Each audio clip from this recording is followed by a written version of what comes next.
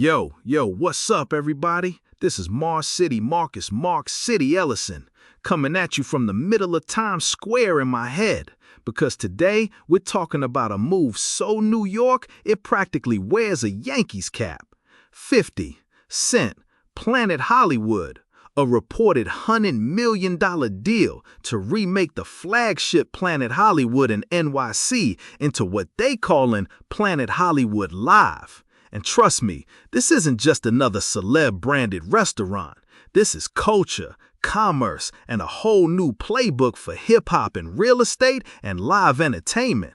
Danny, what's good? Hey, yeah. Hey, this one's juicy. I'm Tani Ruiz. I do nightlife strategy and hospitality consulting, and I've launched celebrity-backed spots in New York, Miami, Vegas. So I look at this and I see layers. This is about building a permanent home for spectacle. And like you said it, $100 million? That's not a PR stunt. That's a long-term capital play. I'm hyped. Exactly. Let's set the scene quick because context matters. 50, Curtis Jackson, South Jamaica to mogul is the narrative we all know. From mixtape hustle to G-Unit to that vitamin water moment that changed his life to the power universe on TV, liquor brands, and now live entertainment landlord. This Planet Hollywood Live move reads like the next chapter, owning the stage, not just performing on it. Robert Earl, the hospitality OG behind Planet Hollywood, is the brand partner here. So you got old school hospitality muscle and hip-hop culture muscle colliding in Times Square. That's a headline. Right. And people hear Planet Hollywood and think tourist T-shirts and the Strip, but Planet Hollywood Live is being pitched as a next-gen entertainment hub. Think dining meets live shows, immersive experiences, pop-up album events, big box and watch parties, maybe even TV tie-ins. The flagship NYC location gives it global visibility. Tourists, locals, industry types, fans, everyone. If you're spending big money, $100 million, you're building infrastructure, stage tech, acoustics, VIP spaces, kitchens, production rooms, branding. This isn't painting a sticker. Let's break down what Planet Hollywood means historically, because it started as a celebrity-driven restaurant brand that traded on Hollywood glam. Over the years, it became a chain, sometimes a novelty. But now, if you reposition it as an entertainment-first destination, you get a hybrid. Think concert venue, themed dining, interactive museum moments.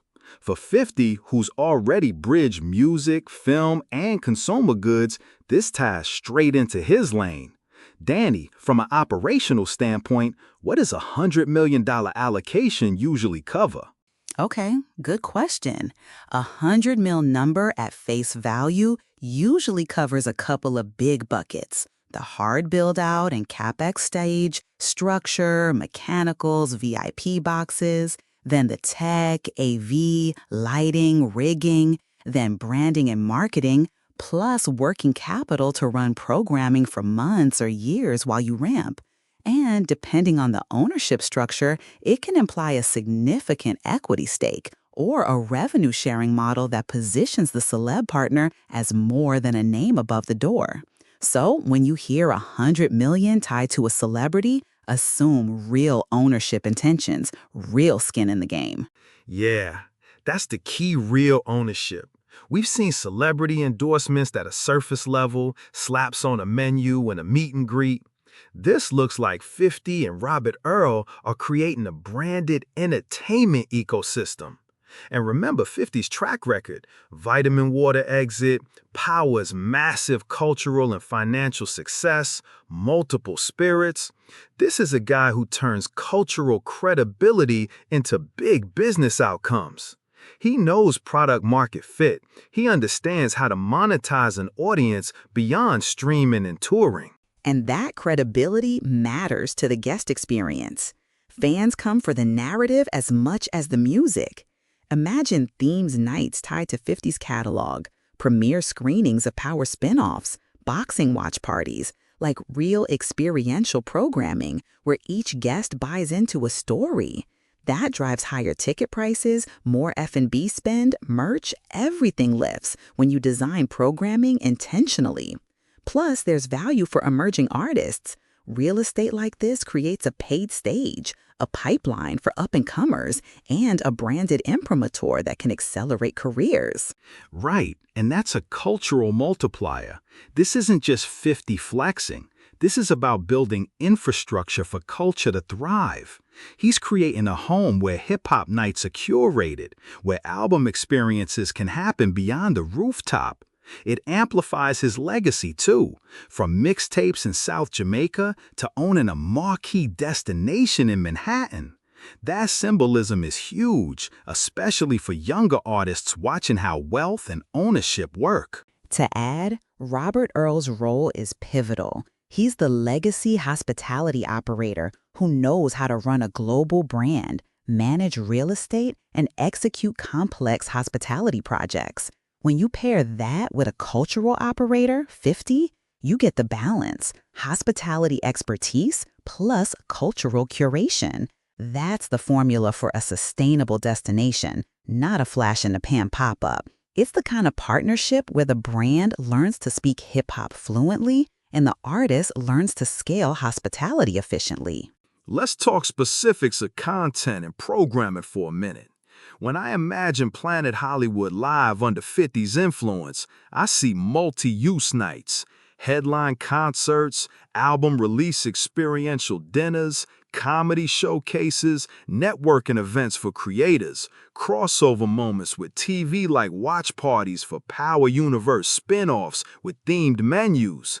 And don't sleep, boxing and MMA watch parties. 50's love for boxing is well documented.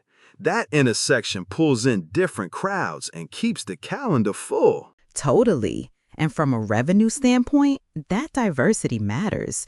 You're not just relying on ticket sales for a Saturday night concert. You're monetizing dining, private events, sponsorships, brand partnerships, hospitality packages, merchandising, and potentially TV or streaming rights for special events.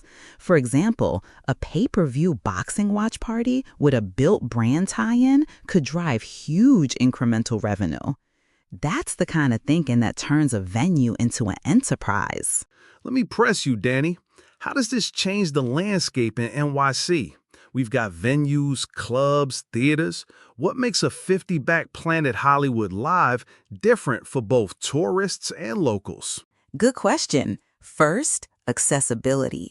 Times Square is tourist central, but it's also a crossroads for media and industry. A 50-backed venue there becomes an easy place for international artists touring the city to plug in. Second, curation. If programming is high quality and diverse, locals will adopt it beyond the tourist season. Third, talent development. If 50 uses his platform to book emerging artists, maybe with revenue share or marketing support, that spot could become a launch pad. Finally, visibility. The global brand plus 50's name means media coverage, brand partners, and bigger sponsorship deals that trickle down into better production and bigger opportunities for performers. Yeah, and toss in the symbolism. A hip-hop mogul co-owning a marquee NYC venue sends a message that ownership and cultural stewardship are possible. It's a blueprint. I mean, look at Jay-Z with 40/40 Club, Drake's investments, Rihanna's Fenty moves. Artists increasingly see hospitality and venues as terrain for legacy building. 50's play is part of that trend, but with his specific lens. He's always been about scaling opportunity and flipping undervalued assets into major wins. There's also a ripple effect for other cities. If Planet Hollywood Live proves profitable and culturally resonant in NYC, expect similar collaborations in Vegas, Miami, and internationally, places where a brand wants to lean into contemporary culture. And locally, competitors might respond by elevating production value and programming, which raises the bar across nightlife. That's good for the culture. It pushes money into better sound systems, safer spaces, and more professional production crews. Let's get a little tactical, because our listeners are hustlers, creatives, and operators. If you're an artist or promoter watching this, what should you be doing right now to plug into opportunities that a space like this could create? First, build relationships with curators and talent buyers who program those spaces. Don't just show up with a demo, show up with an audience. Second, be ready with packaged offers, a branded set, merch plan, VIP experience. Third, think cross-promotion. How can your project tie into a theme tonight? Fourth, stay professional. On-time load-ins, tight production, and press-ready materials. Venues want artists who make them look good on stage and on social. And lastly, if you're a creative entrepreneur, think about how your brand can create value beyond performance, like pop-ups, merch collabs, or content partnerships. Pro-level advice. I'd add, study 50's playbook. He didn't just create hits, he built machines. Learn how to monetize IP, your name, your catalog, your story.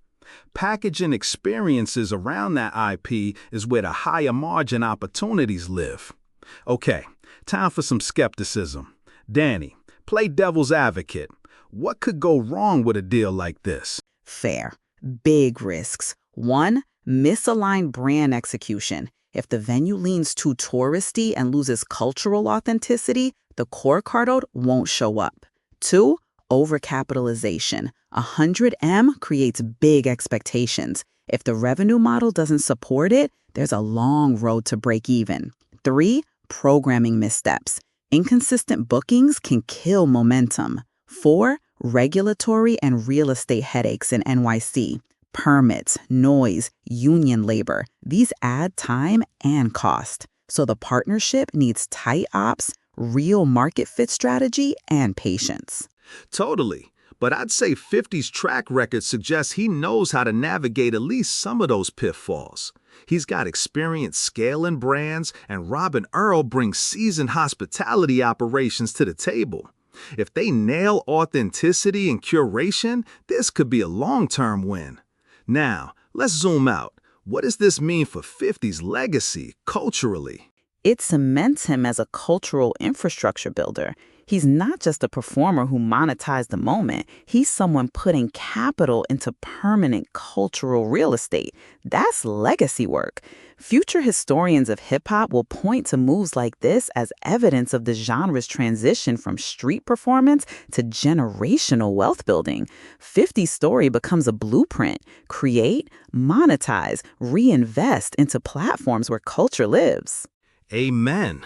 From mixtapes in Queens to a marquee spot in NYC, that arc is powerful. It shows younger artists the pathway from artistry to ownership. And for the city, it's a chance to have a new cultural landmark that's proudly rooted in hip-hop. All right, Donnie, final quick hits. What should listeners watch for next? What are the telltale signs this deal is rolling right? Watch for construction permits and detailed renderings. Those signal real build-out. Look for announced programming partners, music promoters, boxing networks, TV tie-ins. Sponsorship activations are another signal. If big brands sign on, that means the revenue model is convincing. And finally, soft open events with curated talent. Those will show how they plan to program the space long-term. Perfect. And for our audience, if you're inspired by this move, remember, building legacy takes vision, partnerships, and the willingness to play the long game. 50 did that, you can too. Dan, thank you. This was deep. Thanks, Mark. Love the convo. Big moves like this make the culture feel alive and future-facing. If you're listening, stay hungry, protect your equity, and hustle smarter. All right, everybody, wrap up time. Planet Hollywood Live with 50 attached isn't just celebrity theater. It's a tangible step toward artists owning the spaces where culture is made. It's about infrastructure, programming, and legacy. Keep your eyes on Times Square and keep building where you stand. This is Mark City and Danny Ruiz signing out. Oh, one more thing. Hit us up with your thoughts. Who should perform on opening night? Drop your takes on socials. We want to hear it. Opening night? Call me biased, but I want a hybrid card, a headline set, a PowerCast surprise, and a boxing watch party vibe. That's New York. That's culture. See y'all there.